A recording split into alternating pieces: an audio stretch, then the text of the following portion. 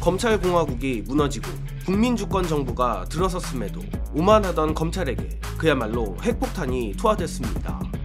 바로 오늘 정성호 법무부 장관이 관봉권 띠지 은폐, 쿠팡 의혹 관련해 상설특검 수사를 지시했다는 소식입니다. 지금껏 훌륭한 행보도 있었지만 대체로 민주시민들의 뒷목을 잡게 한 정성호 법무부 장관이 드디어 이재명 정부의 법무부 장관다운 행보를 보이는 것 같습니다. 바로 정성호 장관이 24일 검찰의 관봉권 띠지 은폐 의혹과 쿠팡 불기소 외압 의혹에 대한 상설특검 수사를 결정했다고 합니다. 법무부는 이날 언론 공지를 통해 특별검사 임명 등에 관한 법률에 따라 독립적인 지위를 가지는 특별검사의 수사가 필요하다고 결정했다. 제3의 기관이 객관적인 사실관계를 확인하고 진상과 책임 소재를 규명할 필요가 있다고 판단했다고 밝혔으며, 검찰이 그동안 위 의혹들에 대해 가능한 자원을 활용해 충실히 경위를 파악하고자 했으나 국민들이 바라보시기에 여전히 대부분의 의혹이 명확히 해소되지 않고 논란이 지속되는 측면이 있다고 덧붙였습니다. 일단 상설특검이 가동된다는 것 자체만으로도 드디어 올 게 왔구나 싶지만, 제가 보기에 더 중요한 건 뒤에 덧붙인 대부분의 의혹이 명확히 해소되지 않았다는 대목입니다.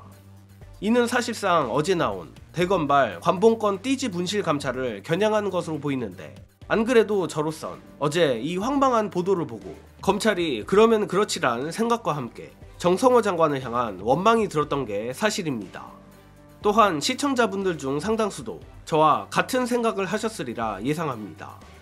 그러나 저 검찰의 오만방자함이 결국 물러날 줄만 알았던 정성호 장관마저 돌아서게, 또는 도저히 더 이상 검찰을 지켜줄 명분조차 상실하게끔 만든 것 같습니다. 특히 대검의 감찰 결과가 나왔음에도 검찰의 상위기관 법무부가 대놓고 언론에 의혹이 명확히 해소되지 않았다고 말하는 것, 의심의 여지 없이 법무부가 공개적으로 대검을 불신임한다는 뜻을 천명한 것이나 다름이 없다고 봅니다. 그도 그럴 것이 일전 관봉권 띠지 은폐 의혹 관련해 무려 이재명 대통령이 직접 특검 검토 지시를 내린 바 있는데, 정성호 장관은 무슨 이유에서인지 굳이 욕을 먹어가며 대통령의 지시를 이행하지 않고 검찰에 자체 감찰 시간을 벌어줬던 바 있습니다. 그러나 정 장관이 기껏 욕 다 먹어가며 자체 감찰할 시간을 벌어줬음에도 대검이 내놓은 결과는 윗선의 고의가 없었다인 것입니다. 게다가 일전 대검 노만석 차장이 공개적으로 보안 수사권이랄지 검찰청 폐지 관련해 정권 기조에 반기를 들었던 사례라든지, 비교적 최근 이재명 대통령이 법무부 장관을 통하지 않고 직접 백혜룡 경장을 동부지검에 인사이동시킨 사례만 봐도 정성호 장관이 검찰의 선임만 믿다 그야말로 바보 장관이 돼버린 것입니다. 여기에 추가로 쿠팡 불기소 의혹에서도 윤석열 정권의 홍철호 전 정무수석이랄지 박성재 등의 이름이 나오는 등 생각보다 판이 커지니 정성호 장관도 검찰에 학을 떼버린 것 같습니다. 물론 이제서야 상설특검이라고 하니 한참 늦은 느낌이 없는 건 아닙니다. 다만 어떤 이유에서든 이제라도 정성호 장관이 검찰의 포위에서 조금은 풀려난 것 같아 다행이고, 무엇보다 이 분노스러운 관봉권 띠지 은폐 및 쿠팡 외압 의혹을 당사자인 검찰이 아닌 특검이 수사하게 된다는 것이 가장 다행인 부분입니다. 이로써 공은 이제 국회로 넘어가게 됐는데, 답답한 얘기지만 국회가 상설특검 후보를 선정하는 데 있어 현재 3특검이 왜 고전하고 있는지 다시 한번 진지하게 검토했으면 좋겠습니다. 즉, 결론부터 말씀드리자면 결국 사법개혁 없이는 백날 특검이니 상설특검이니 도입해도 의미가 없다는 겁니다.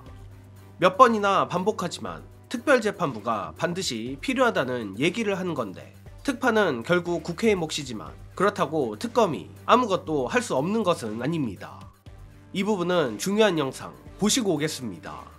지금 영장재판부가 윤석열이 비상계엄 일으키고 그 다음에 4월 4일 날 파면된 딱 그 중간쯤에 2월달 법원 인사 때 배치된 판사들이에요. 그러면 우리가 돌이켜 생각해보면 저쪽의 생각은 뭐였냐면 헌법재판소 구도를 5대3으로 만들고, 그러면 탄핵재판은 한정없이 지연되거나 각하되거나 그 전제하에서 재판부 인사를 한 거죠. 대선이 이제 우리가 이기니까 지금의 재판부들이 일정 부분은 국민들한테 호응할 수 있는 영장재판을 하고 있지만 조희대 대법원장한테 영향을 미칠 수 있다면 계속 기각할 거예요. 그러니까 내란 특검이든 최병 특검이든 계속 다시 영장 청구하는 거예요. 한 번 판단한 영장 판사는 다시 판단 안 하거든요. 그러면 영장 판사 4명이 다 소진돼 버리면 다음에 일반 판사한테 갈 거예요. 그렇습니까? 네. 그러니까 계속 청구하라 이거예요. 계속 청구. 그리고 그것도 방법. 국민들한테 계속 호소하라 이거예요. 그럼 4명이 다 소진되면은 일반 판사한테 배정이 돼요? 한 번 영장 기각한 사람 다시 판단 안 해요. 똑같은 사건에 대해서는? 제가 이제 해본 실무 경험으로는 다른 판사가 하거든요. 4번 온턴이 됐는데 다시 한다고 하면 법원 관리에 반하기 때문에 그렇게 안 할 겁니다. 제가 보기엔 이건태 의원이 말한 방법을 써서 영장을 받아내는 방법도 좋다고 보지만 중요한 건 이 또한 특별재판부로 가기 위한 명분이라는 겁니다. 또한 정말 솔직히 말해 만약 조희대가 꽂은 영장판사 4명을 모두 거친다 한들 저 내란 법원은 이상한 궤변을 늘어놓으며 또 그 4명의 영장판사들에게 영장심사를 맡기려 할 겁니다. 바로 이 지점이 민주당이 특별재판부를 강하게 밀어붙일 수 있는 지점이라 보는데 쉽게 말해 법원이 계속 무리를 하게 만들어야 한다는 것입니다. 냉정하게 말해 제가 보는 민주당의 가장 큰 패착은 예컨대 특별재판부의 경우 기습적으로 덜컥 질러버렸으면 차라리 사법부가 오히려 쉽게 항복했겠지만 계속 특별재판부 경고만 하고 간만 보다 보니 언론과 법원이 준비할 시간을 줘버린 탓이 크다고 봅니다. 그리고 그 과정에서 이 특별재판부가 내란 척결 대 내란 세력이 아니라 민주당 대 국민의힘 프레임으로 전환이 된 것입니다. 하지만 이는 이미 지나간 일이고 기왕 이렇게 된 거 특판을 정말 추진하기 위해선 정교하게 빌드업해야 할 텐데 이건태 의원이 말한 방법이 그중 하나가 될 수 있다고 저는 생각합니다. 따라서 조만간 발족할 상설특검이든 이미 진행 중인 3특검이든 저 법원의 회방을 뚫지 못하면 아무것도 못한다는 것을 민주당이 꼭 유념하길 바라며 이번 소식은 여기서 마칩니다. 영상 봐주신 여러분 감사합니다.